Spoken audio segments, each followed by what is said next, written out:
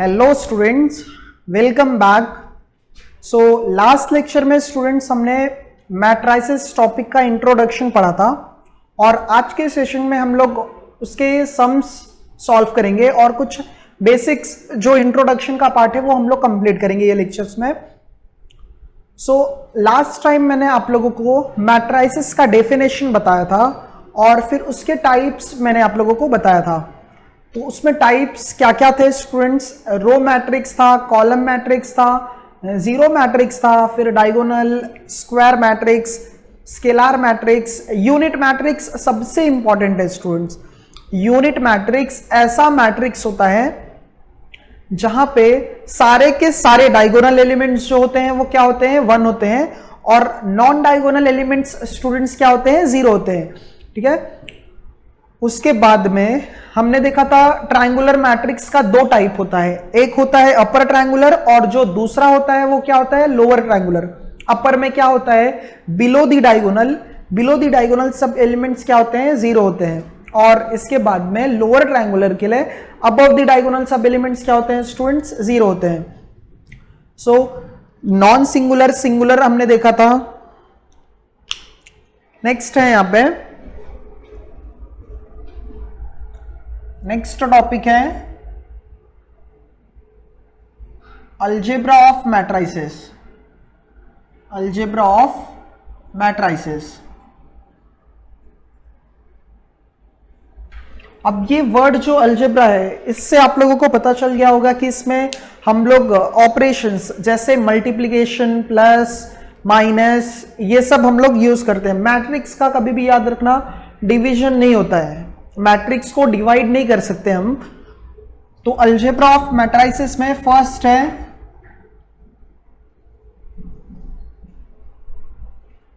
Addition of 2 matrices. Addition of 2 matrices. So students हमें क्या क्या इंपॉर्टेंट बात याद रखना है यहाँ पे? जब 2 मैट्रिक्स को हम लोग ऐड करते हैं तो ऐड करने के लिए जो उनका ऑर्डर है वो हमेशा क्या होना चाहिए? सेम होना चाहिए। मींस ऑर्डर दोनों का क्या होना चाहिए? सेम होना चाहिए। 2 matrices can be added,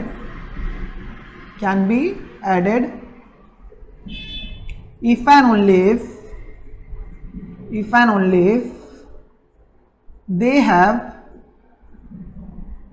same order.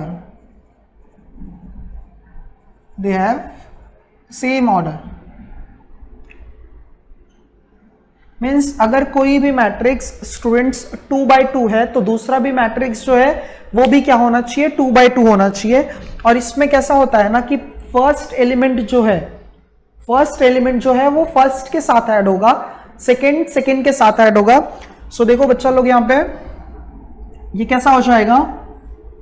ए के लिए अगर हम मैट्रिक्स कंसीडर करते हैं जैसे कि यहां पे 1 है, 2 है, 3 है और 4 है, और बी के लिए मैट्रिक्स है 1 5 3 7। ठीक है।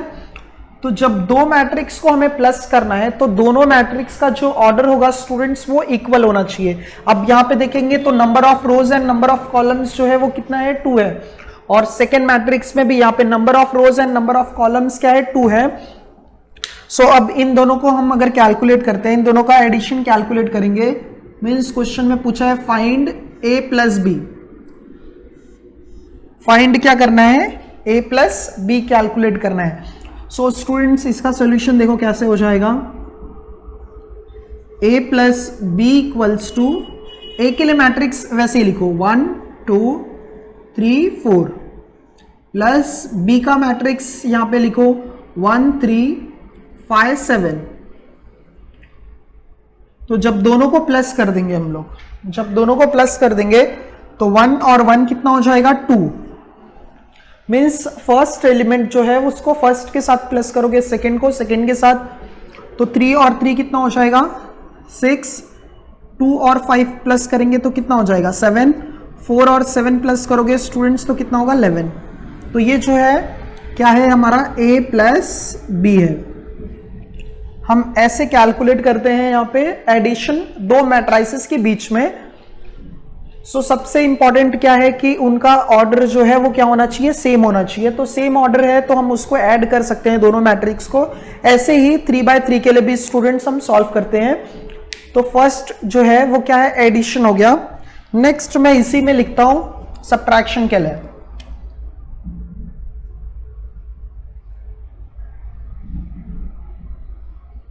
सब्ट्रैक्शन के लिए भी सेम कंडीशन होना चाहिए students. Subtraction of two matrices. Two matrices can be subtracted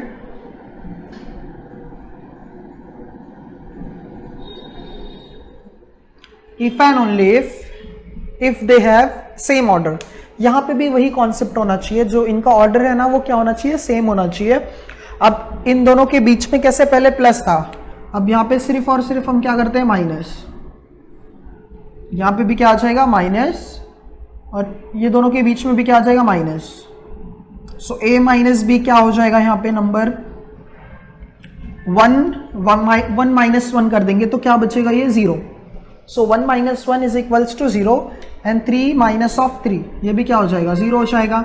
2 minus 5 क्या हो जाएगा, ये माइनस ऑफ 3, और 4 माइनस 7 कितना हो जाएगा, ये भी क्या हो जाएगा, माइनस ऑफ 3। ओके, सो ये जैसे हमने एडिशन किया था वैसे ही किसके लिए करना है सॉल्व, सब्ट्रैक्शन के लिए। सो सब्ट्रैक्शन के लिए सेम ऑर्डर होना चाहिए, सेम ऑर्डर होना चाहिए। उसके बाद में दोनों को माइनस करने के लिए पहले फर्स्ट मैट्रिक्स फिर सेकंड मैट्रिक्स।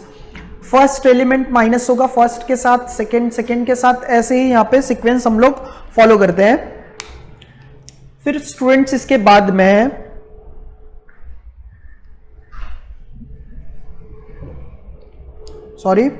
उसके बाद में है यहां पे मल्टीप्लिकेशन के लिए। मल्टीप्लिकेशन आप लोगों को बहुत अच्छे से करना होगा, क्योंकि ये थोड़ा सा कंफ्यूजन मतलब क्रिएट करता है बच्चों में।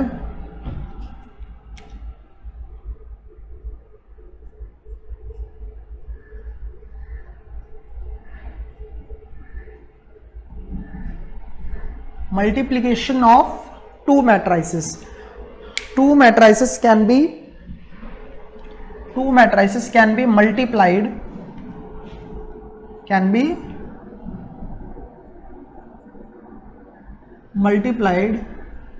if and only if they have, यहां पे सेम ऑर्डर नहीं होना चाहिए। यहां पे फर्स्ट कंडीशन लिखते हैं, जब number of column first matrix का, जो फर्स्ट मैट्रिक्स होगा उसका नंबर ऑफ कॉलम और जो सेकंड मैट्रिक्स है उसका नंबर ऑफ रो अगर दोनों इक्वल है तब मैट्रिक्स का मल्टीप्लिकेशन पॉसिबल है। मीन्स यहां पे लिखोगे number of columns in the first matrix, number of columns in the first matrix is equals to number of rows in the second matrix.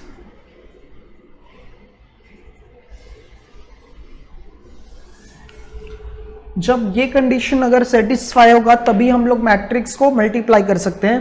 First में हमेशा याद रखना कॉलम देखना है और सेकंड में क्या देखना है, रो देखना है। ठीक है, सो एक एग्जांपल देखते हैं इसमें।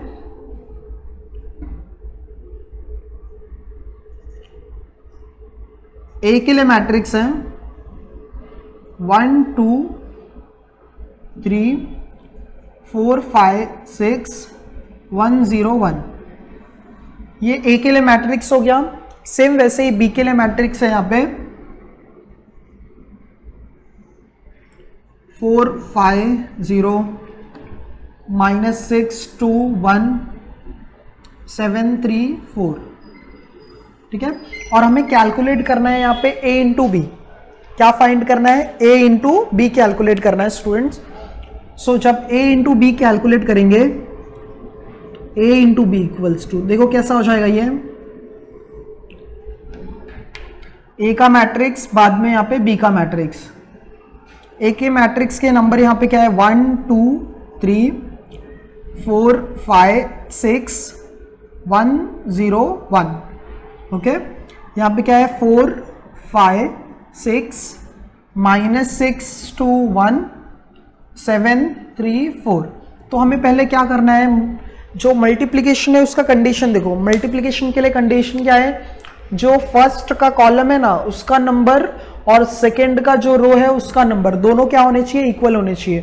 तो फर्स्ट मैट्रिक्स में देखेंगे नंबर ऑफ कॉलम्स, यहाँ पे फर्स्ट सेकंड थर्ड, यहाँ पे नंबर ऑफ कॉलम्स यहाँ पे स्टूडेंट्स 3 है, इसमें नंबर ऑफ रोज काउंट करो, फर्स्ट सेकंड थर्ड, मतलब यहाँ पे ये भी number of row and number of columns यहाँ पे भी क्या है, इक्वल है। सो मैट्रिक्स का मल्टीप्लिकेशन जो है स्टूडेंट्स वो पॉसिबल है। तो इसमें मल्टीप्लिकेशन करना कैसे होता है, जो फर्स्ट रो है ना उसका मल्टीप्लिकेशन फर्स्ट कॉलम के साथ करोगे। किसके साथ करोगे, फर्स्ट मैट्रिक्स का जो फर्स्ट रो है ना उसका मल्टीप्लिकेशन पहले फर्स्ट कॉलम के साथ करेंगे, फर्स्ट एलिमेंट फर्स्ट के साथ, सेकंड सेकंड के साथ। तो जब 1 को अगर 4 के साथ मल्टीप्लाई करोगे तो 1 × 4 क्या हो जाएगा 4, और सबको ना एक साथ लिखना है, फर्स्ट का फर्स्ट के साथ।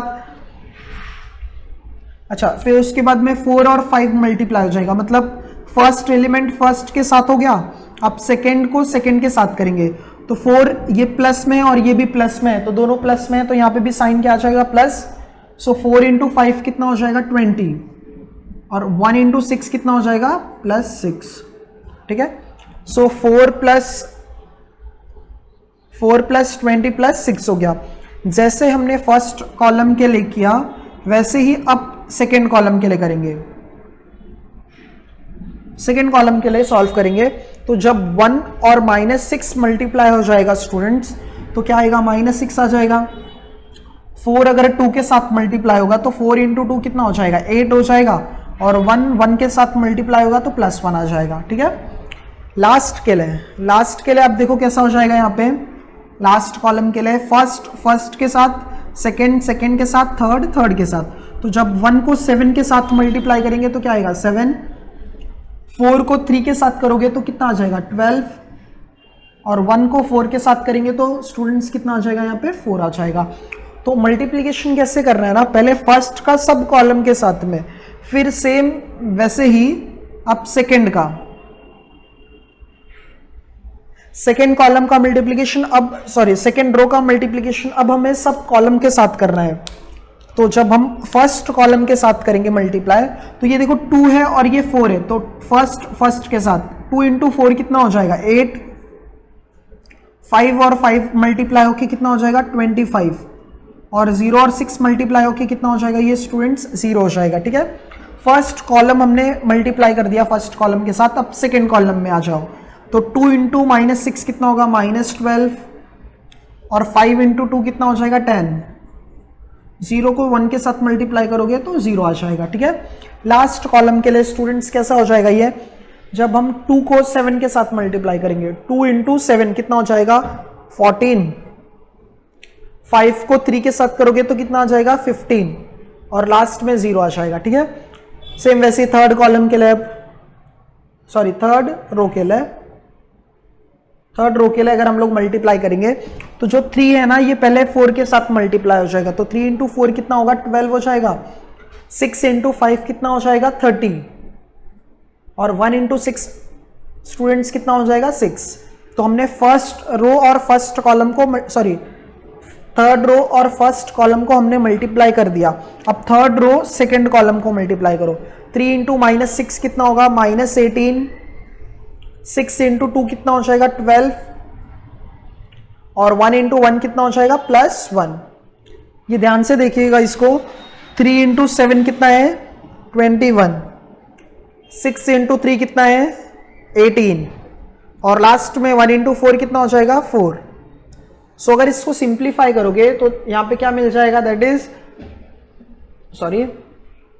इक्वल्स टू लिखो, तो a × b इक्वल्स टू, हमें क्या मिल जाएगा यहाँ पे 4 और 6 प्लस कर दोगे तो 10 हो जाएगा, 10 + 20 कितना हो जाएगा 30 हो जाएगा। नेक्स्ट में 8 और 25 प्लस करोगे तो 33, और 12 और 6 प्लस कर दोगे तो 18 हो जाएगा, 30 + 18 कितना हो जाएगा 48। 48 हो गया, ठीक है। नेक्स्ट के लिए ये +2 और ये 1 कितना हो जाएगा 3। नेक्स्ट के लिए कितना हो जाएगा -2 और लास्ट के लिए यहाँ पे -6 और +1 कितना हो जाएगा -5, ठीक है। लास्ट कॉलम के लिए स्टूडेंट्स ये कितना है यहाँ पे 12 + 4 कितना होगा 16, 16 + 7 कितना हो जाएगा 23। सो यहाँ पे 23, 14, 15 कितना हो जाएगा 29 और लास्ट के लिए यहां पे ये 25 और 18, 25 और 18 43, ओके। सो ये था a इंटू बी का मल्टीप्लीकेशन। तो a और b का मल्टीप्लीकेशन करने के लिए पहले हमें क्या बात याद रखना होगा कि जो फर्स्ट मैट्रिक्स है उसका कॉलम और सेकेंड मैट्रिक्स है उसका रो जो है वो इक्वल होना चाहिए। तो यहां पे मैं स्टैंडर्ड लिख देता हूं, देखो कैसे मल्टीप्लीकेशन होता है। 3/3 के लिए कैसे होता है ना कि जो फर्स्ट रो है उसको पहले फर्स्ट कॉलम के साथ मल्टीप्लाई करो। R1 का मतलब first row multiply by first column. Next में R1 को C2 से मल्टीप्लाई करो, R1 C2, लास्ट में R1 C3।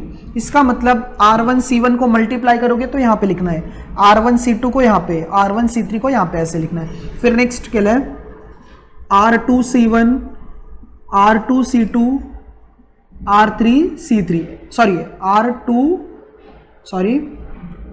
R2 C3 आ जाएगा, ठीक है।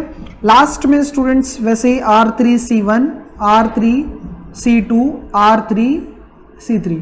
ये क्या है ना यहाँ पे, ये मैंने जो यहाँ पे मल्टीप्लिकेशन किया है वही मैंने यहाँ पे उसको एक स्टैंडर्ड फॉर्मेट में लिखा है कि फर्स्ट रो फर्स्ट कॉलम को मल्टीप्लाई करोगे तो उसका पोजीशन ये हो जाएगा। क्योंकि ये देखोगे तो ये कहाँ पे है, ये हमारा फर्स्ट रो में है और फर्स्ट कॉलम में है, तो इसका पोजीशन 1 1 आ जाएगा।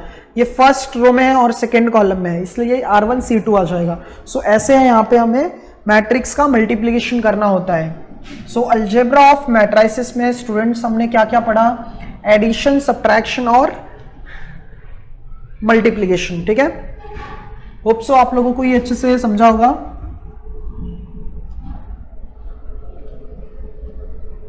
नेक्स्ट पार्ट जो है हमारा 12th स्टैंडर्ड के लिए,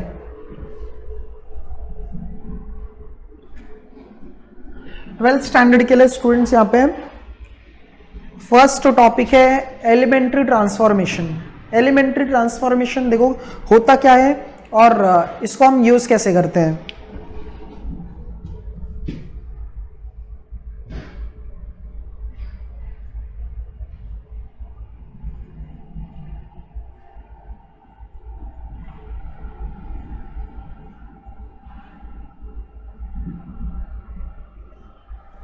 जो एलिमेंट्री ट्रांसफॉर्मेशन होता है ना, इसमें रो एंड कॉलम में चेंजेस करते हैं। क्या करते हैं, रो एंड कॉलम्स में चेंजेस करते हैं और इसमें मैक्स टू मैक्स आप लोगों को 3/3 के लिए मिल जाएगा। सो यहाँ पे हम लोग लिखते हैं the elementary transformation, the elementary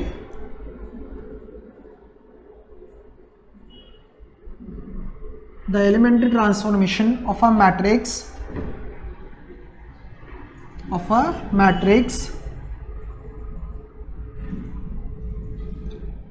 are the 6 operations,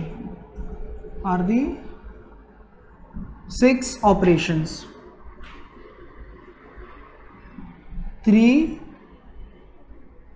of which are due to row and 3 are due to column।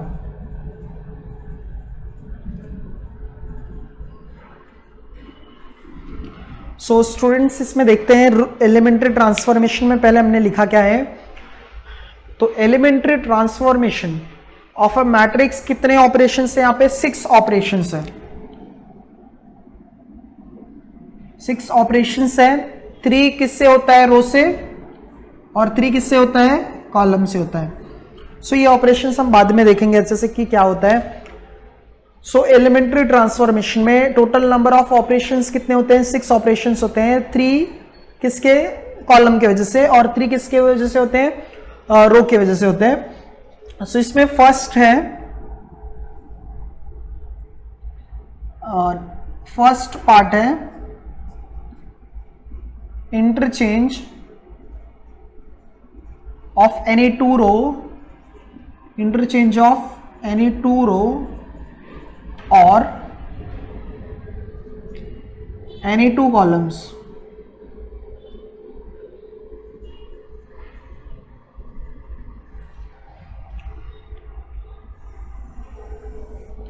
सो यहां पे हेडिंग क्या है? Interchange of any two rows और एनी टू कॉलम्स। तो यहां पे हम लोग देखो इंटरचेंज कैसे करते हैं।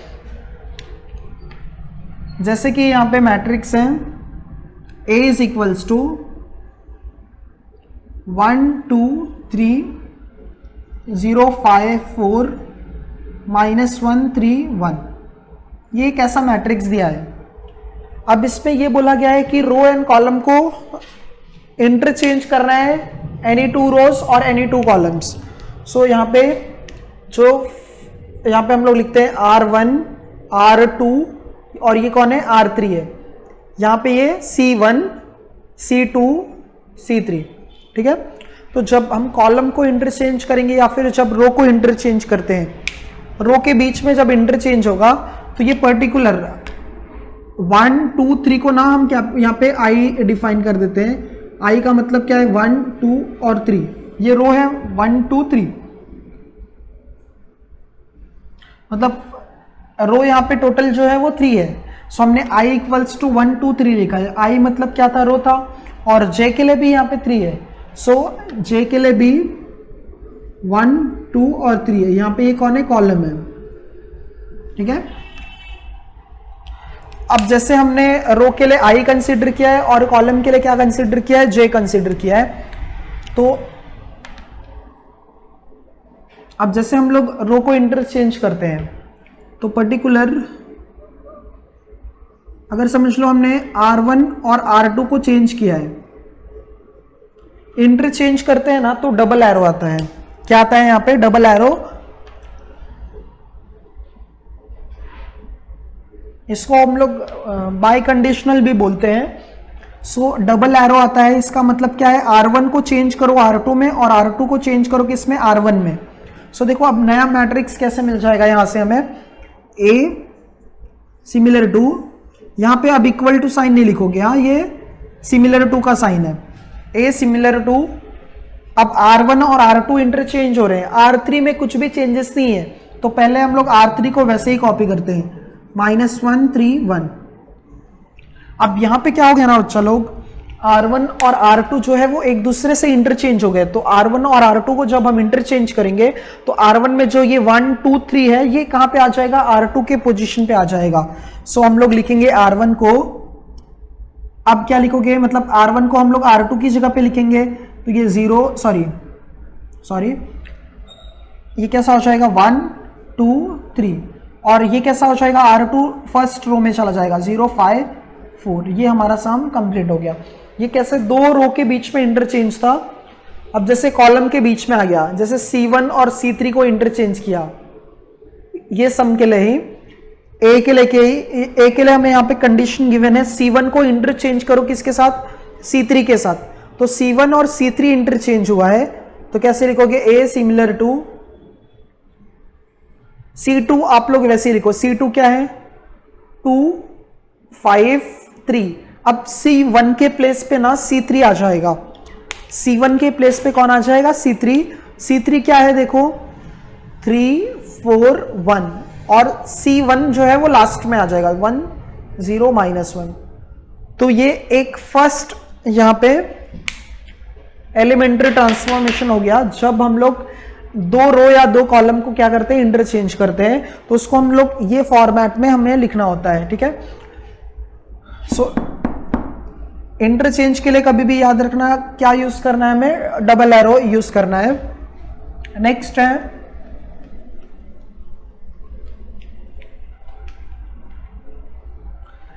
है यहां पे स्टूडेंट्स मल्टीप्लीकेशन, नेक्स्ट पार्ट है मल्टीप्लीकेशन।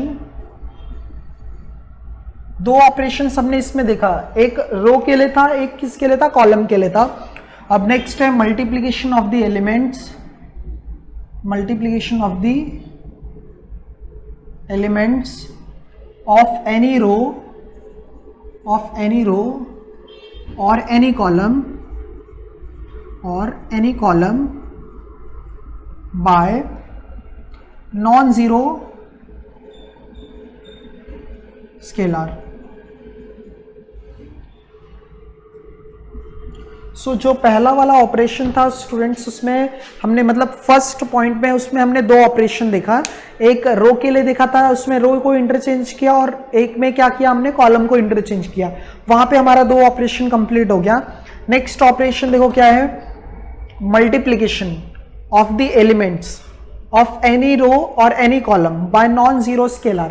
इसका मतलब क्या है, हम किसी भी रो में या फिर किसी भी कॉलम में किसी भी नंबर से हम लोग मल्टीप्लाई कर सकते हैं। देखो वो कैसे लिखना होता है, उसका फॉर्मेट कैसे होता है। जैसे कि यहाँ पे a इक्वल्स टू 1 2 0 2 है। अब ये कैसे, यहाँ पे फर्स्ट रो हो गया और ये second row, first column second column. जहां पे भी चेंज करना होगा आप लोगों को, या रो में या फिर कॉलम में, जिसमें भी अगर चेंजेस करना होगा तो पहले वो हम लोग लिखते हैं। यहाँ पे जैसे समझ लो मुझे R2 में चेंजेस करना है, किसमें चेंजेस करना है, R2 में चेंज करना है। सो यहाँ पे आप लोग लिखोगे पहले R2 इंप्लाइज, जिसमें भी चेंजेस करना होगा उसके लिए क्या लिखोगे, पहले यहाँ पे R2 लिखना है, फिर ये सिंगल एरो। सिंगल एरो का मतलब ये होता है कि सेकेंड रो में ऐसा चेंजेस करो, मतलब ये जो कंडीशन दिया है वैसा यहाँ पे चेंज करना है। जैसे समझ लो R2 को अब मल्टीप्लीकेशन बोला है, तो मल्टीप्लीकेशन क्या, नॉन जीरो। नॉन जीरो मतलब यहाँ पे जीरो को छोड़ के कोई और नंबर हमें लेना है, कंसिडर करना है। जैसे समझ लो हमने यहाँ पे 5 ले लिया, तो 5 किस में चेंज कर रहे हैं, सेकेंड रो में ना, तो यहाँ पे 5R2। ये मैंने सिर्फ एक जनरल स्टेटमेंट लिया है कि सेकेंड रो में चेंज कर रहे हैं, कैसे, उसको 5 से मल्टीप्लाई करके। कैसे कर रहे हैं चेंज, उसको 5 से मल्टीप्लाई करके। सो यहाँ पे देखो अब कैसे हो जाएगा ये, a similar to, first row हम लोग वैसे ही कॉपी करेंगे 1 0, सेकेंड रो में हम लोग किससे मल्टीप्लाई कर रहे हैं, 5 से, तो 5 इंटू 2 कितना हो जाएगा, 10, और यहाँ पे भी 5 इंटू 2 कितना होगा, 10 हो जाएगा। सो यहाँ पे 5 इंटू क्या आ जाएगा, R2 आ जाएगा। तो हम लोग उसमें दोनों भी रो में हम लोग जो भी नंबर होंगे, जो भी एलिमेंट्स होंगे, उसको हमने 5 से मल्टीप्लाई कर दिया। सेम वैसे कॉलम के लिए अगर कंसीडर करते हैं, जैसे समझ लो अगर बोला गया है कॉलम 2 में 2 से मल्टीप्लाई करो, कॉलम 2 को किससे मल्टीप्लाई करना है, 2 से मल्टीप्लाई करना है, तो चेंज कौन होगा, कॉलम 2 चेंज होगा, क्योंकि कॉलम 2 में ही 2 से मल्टीप्लाई किया है। तो C2 इंप्लाइज क्या लिखोगे, 2C2 लिखोगे। तो ये अब जो नया मैट्रिक्स मिलेगा वो क्या हो जाएगा, A सिमिलर टू। अब यहाँ पे ये कैसा हो जाएगा, C1 आप वैसे ही लिखो 1 2, C1 हमारा यहाँ पे क्या है, 1 और 2 है। C2 जो है उसमें हम 2 से मल्टीप्लाई कर रहे हैं, तो जब 0 को 2 से मल्टीप्लाई कर दोगे तो 0 आ जाएगा, और 2 को 2 से मल्टीप्लाई कर दोगे तो क्या आ जाएगा, 4। ठीक है। सो यहाँ पे ये रो के लिए ऑपरेशन था और ये किसके लिए था, कॉलम के लिए था। तो हमने एलिमेंट्री ट्रांसफॉर्मेशन में देखा कि इंटरचेंज कैसे करना होता है। इंटरचेंज करने के लिए डबल एरो लिखना होता है, और जिस रो से हम लोग इंटरचेंज करते हैं उनको सामने लिखना है। वैसे अब मल्टीप्लीकेशन देखा हमने, मल्टीप्लीकेशन में कैसा, जिस रो या फिर जिस पर्टिकुलर कॉलम को चेंज करना होता है उसको पहले ऐसे फॉर्मेट में लिखोगे और उसको नॉन जीरो स्केलर से मल्टीप्लाई कर देंगे। जैसे यहाँ पे हमने 5 से किया, यहाँ पे किससे किया, 2 से। तो पहले वाले में दो, एक रो के लिए था, एक कॉलम के लिए था। यहाँ पे भी एक रो के लिए और एक किसके लिए, कॉलम के लिए। तो ऐसे 6 आउट ऑफ 6 में से हमारा 4 ऑपरेशंस हो गया। नेक्स्ट है अभी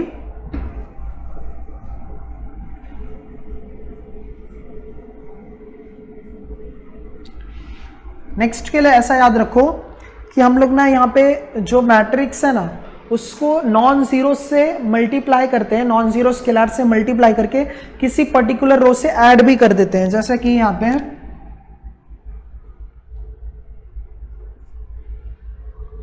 सी के लिए यहाँ पे मैं डायरेक्ट एग्जांपल बताता हूँ, ये सेकेंड टाइप से रिलेट करिएगा।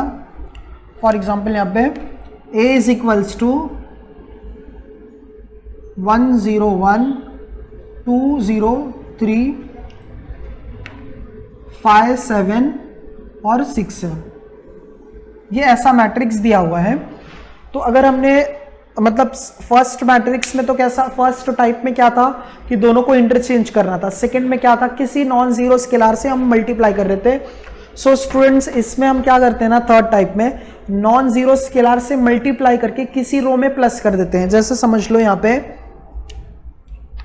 ये मतलब मैंने एक रैंडम यहाँ पे समझ लो, किसी के लिए भी लिख सकते हो। जैसे समझ लो हम लोग ने पहले R1 में 2 से मल्टीप्लाई किया, R1 में किससे मल्टीप्लाई किया 2 से, और जो आया उसको प्लस कर दिया R2 के साथ। देखो मैंने बताया आप लोगों को, जो पहले होता है ना वही चेंज होता है। यहाँ पे किसको हमने लिखा है, पहले R2 को लिखा है, तो यहाँ पे किसको लिखोगे R2 लिखोगे। अगर यहाँ पे R1 होगा तो यहाँ पे R1, यहाँ पे R2 है तो यहाँ पे भी क्या लिखोगे R2 लिखोगे। सो R2 में क्या कंडीशन अप्लाई करना है, R1 को पहले 2 से मल्टीप्लाई करना है, फिर उसको किसके साथ प्लस करना है R2 के साथ में। तो इसके पहले वाला जो कंडीशन था, मतलब इसके पहले वाला जो ऑपरेशन था उसमें सिर्फ ये पार्ट रहता था। अब जो थर्ड वाला है उसमें किसी रो के साथ या फिर किसी कॉलम के साथ प्लस भी कर सकते हो, बट रो में रो ही आएगा, कॉलम में सिर्फ कॉलम आता है। तो देखो ये कैसा हो जाएगा अभी, A सिमिलर टू, अच्छा चेंज कौन हो रहा है, R2 चेंज हो रहा है, तो आप लोग R1 और R3 को वैसे ही लिखो। R1 कौन है 1 2 5 है, तो हम यहाँ पे लिखेंगे 1 2 5। R3 कौन है 1 3 6 है, ठीक है। तो हम पहले ये देखते हैं कि किस में किससे हमें मल्टीप्लाई करना है। फर्स्ट रो में किससे मल्टीप्लाई करना है 2 से, तो यहाँ पे हम लोग इसको 2 से मल्टीप्लाई करके सेकेंड रो के साथ ऐड कर देंगे। तो जब 1 अगर 2 से मल्टीप्लाई हो जाएगा, ये जो फर्स्ट एलिमेंट है 1, अगर इसको 2 से मल्टीप्लाई करोगे तो 1 इंटू 2 कितना हो जाएगा 2, और इसके बाद में सेकेंड रो को और फर्स्ट रो को ऐड कर देना है। तो पहले 2 से मल्टीप्लाई करना है, फिर जो नंबर आएगा उसको सेकेंड रो के साथ प्लस कर देना है। तो 1 इंटू 2 क्या हो जाएगा 2, और 0 और 2 प्लस करेंगे तो क्या बच जाएगा यहाँ पे 2 बन जाएगा, ठीक है। नेक्स्ट में 2 इंटू 2 क्या हो जाएगा 4, 0 और 4 को प्लस कर दोगे तो क्या बन जाएगा 4 बन जाएगा। नेक्स्ट लास्ट के लिए 5 इंटू 2 क्या हो जाएगा 10, 10 हो जाएगा ना, ये 10 और 7 प्लस कर देंगे तो क्या हो जाएगा 17। तो ये जैसा हमने रो के लिए किया सेम वैसे ही आप लोग किसके लिए कर सकते हो, कॉलम के लिए। सो एलिमेंट्री ट्रांसफॉर्मेशन में हम लोग इंटरचेंज कर सकते हैं, कोई भी रो या फिर कोई भी कॉलम को हम लोग किसी भी स्केलर मल्टीप्लिकेशन से मतलब मल्टीप्लाई कर सकते हैं, और लास्ट में मल्टीप्लाई करने के बाद उसको किसी भी रो या फिर किसी भी कॉलम के साथ हम लोग क्या कर सकते हैं, प्लस कर सकते हैं। बट पर्टिकुलर अगर यहाँ पे रो है तो सब रो आना चाहिए, अगर कॉलम है तो सब कॉलम आना चाहिए, ठीक है। सो फर्स्ट एक्सरसाइज स्टूडेंट यहाँ पे स्टार्ट करते हैं मैट्रिसेस का।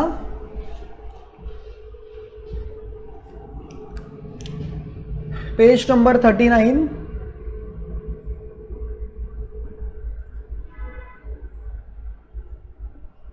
एक्सरसाइज 2.1 देखते हैं। फर्स्ट सम यहां पे क्या दिया है, कॉमन स्टेटमेंट है, apply the given elementary transformation, apply the given elementary transformation on each of the following matrices, on each of the following matrices।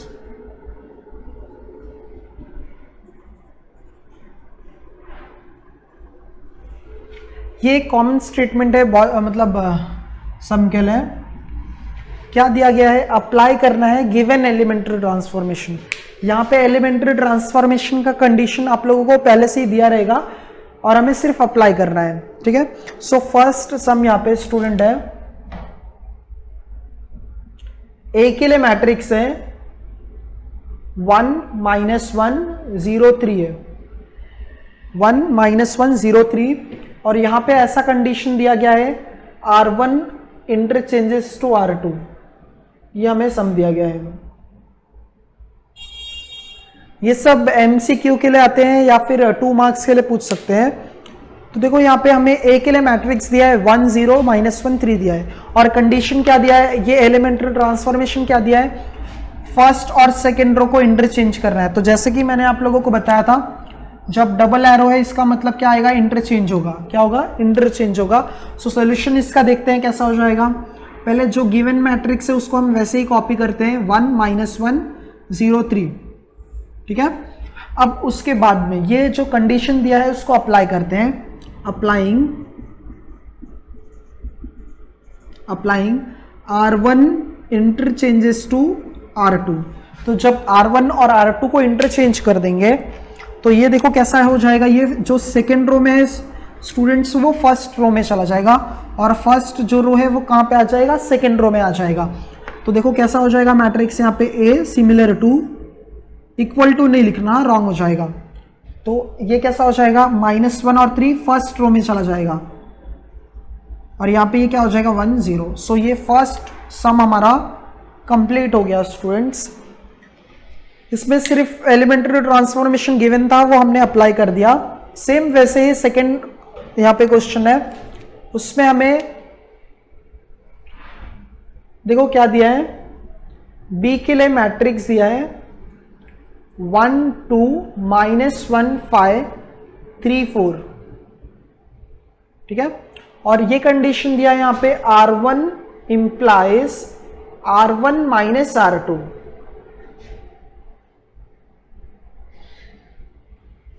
क्या कंडीशन दिया है, R1 को माइनस करना है R2 के साथ में।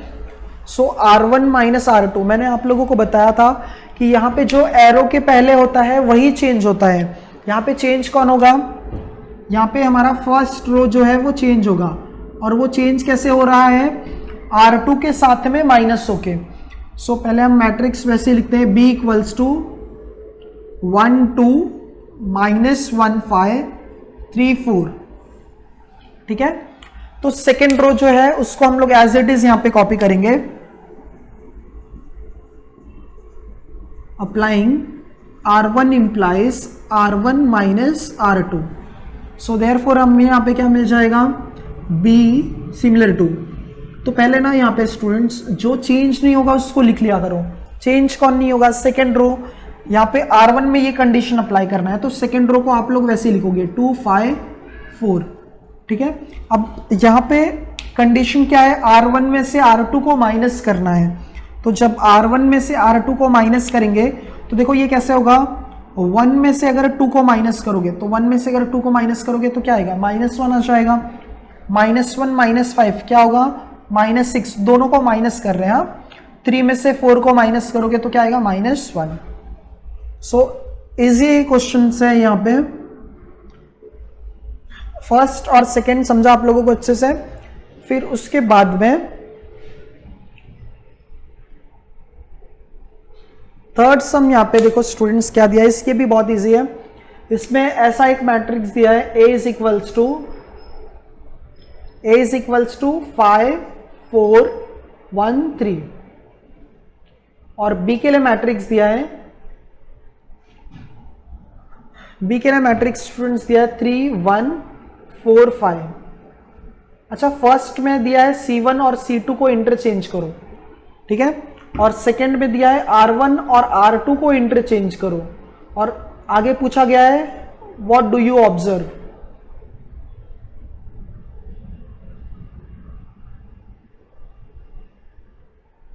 सो देखते हैं यहां पे पहले कैसे हमें एक सम दिया था, इसमें कैसे 2 मैट्रिक्स है और 2 कंडीशन गिवन है।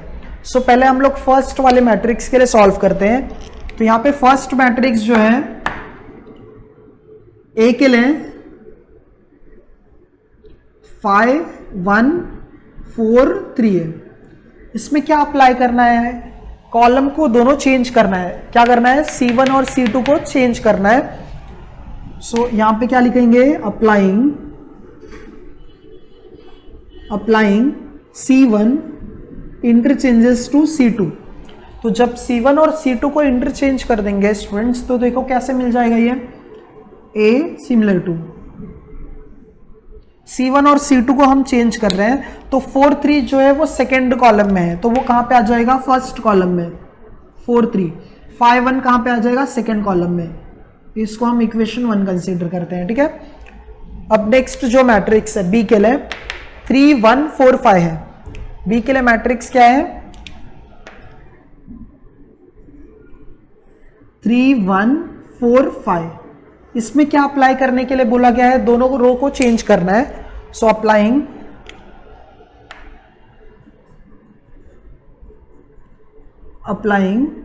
R1 interchanges to R2।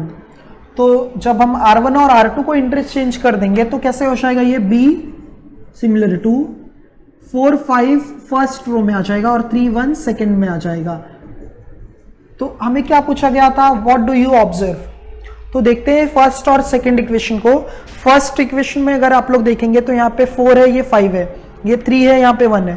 4 5 3 1, तो जो दोनों के दोनों मैट्रिक्स हैं वो दोनों क्या है, इक्वल है। सो यहाँ पे मैं स्टेटमेंट लिख देता हूं क्वेश्चन नंबर 3 का, ये therefore both new matrices are equal. यहां पे ऐसे लिखिएगा फ्रॉम 1 and 2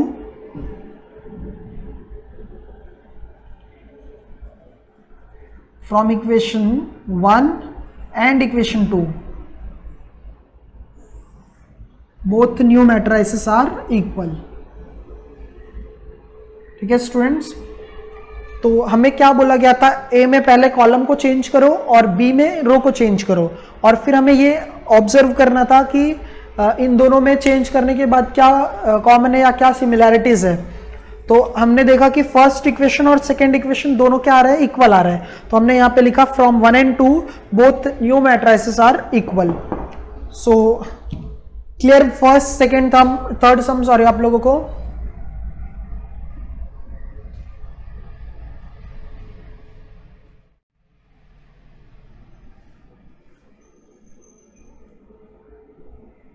नेक्स्ट सम के लिए क्वेश्चन नंबर 4 जो है,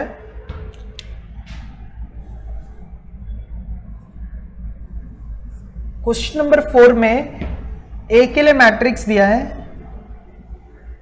ए के लिए मैट्रिक्स है 1 2 -1 और 0 1 3। इसमें भी एलिमेंट्री ट्रांसफॉर्मेशन ही परफॉर्म करना है। तो और यहाँ पे दिया है 2C2 और बी के लिए मैट्रिक्स दिया हुआ है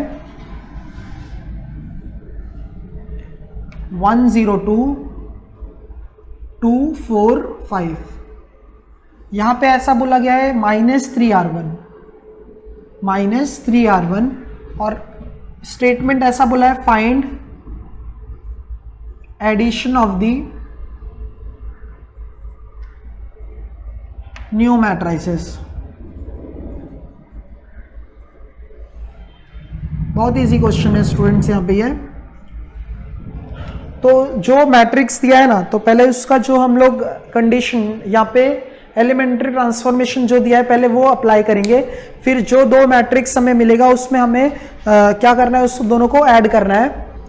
सो फर्स्ट मैट्रिक्स के लिए A इज इक्वल्स टू 1 2 -1 और यहाँ पे 0 1 3 है, ठीक है। और B के लिए क्या है, यहाँ पे मैं साइमल्टेनियस लिख रहा हूँ दोनों के लिए। B इज इक्वल्स टू 1 0 2 2 4 5, ठीक है। A और B का मैट्रिक्स हमने वैसे ही लिखा। अब इसके लिए कंडीशन क्या है, 2C2 है, तो यहाँ पे क्या है 2C2।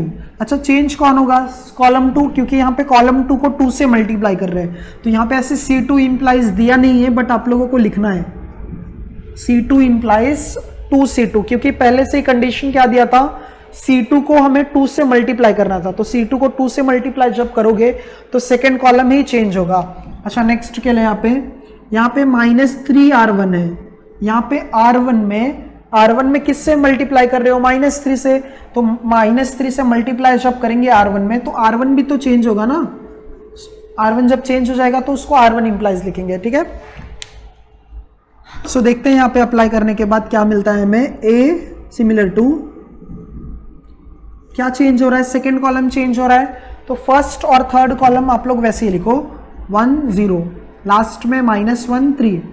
तो जब 2 से मल्टीप्लाई कर देंगे हम लोग, तो C2 में 2 से मल्टीप्लाई करें तो 2 × 2 क्या हो जाएगा 4, और 1 × 2 क्या हो जाएगा 2, तो ये क्या हो जाएगा 4 2। नेक्स्ट क्या है यहाँ पे B सिमिलर टू, यहाँ पे कैसा हो जाएगा ये कि जब हम लोग R1 में -3 से मल्टीप्लाई कर रहे हैं, R1 में हम -3 से मल्टीप्लाई करते हैं तो 2 4 5 हम वैसे ही कॉपी करेंगे। तो जब -3 से ये मल्टीप्लाई हो जाएगा, 1 को -3 से मल्टीप्लाई करोगे तो -3, 0 को -3 से मल्टीप्लाई करोगे तो 0, 2 × -3 क्या होगा -6। ठीक है, नेक्स्ट पार्ट में हमें क्या बोला गया था क्वेश्चन में, हमें एडिशन कैलकुलेट करना था। क्या फाइंड करना था, एडिशन कैलकुलेट करना था। तो हम लोग यहां पे क्या लिखेंगे, therefore addition of 2 new matrices